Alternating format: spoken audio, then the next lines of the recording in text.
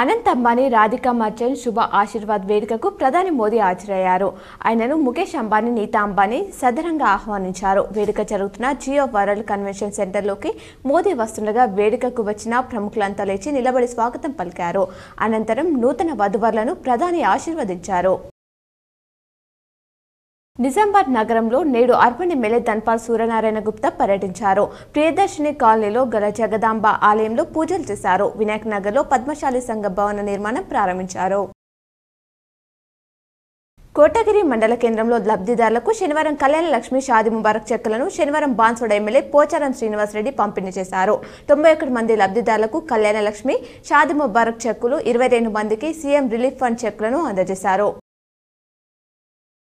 హైదరాబాద్లోని మాజీ మంత్రి డి శ్రీనివాస్ స్వగృహంలో ఏపీ మాజీ ముఖ్యమంత్రి నల్లారి కిరణ్ కుమార్ రెడ్డి డిఎస్ చిత్రపటానికి పూలమాల వేసి నివాళులర్పించారు.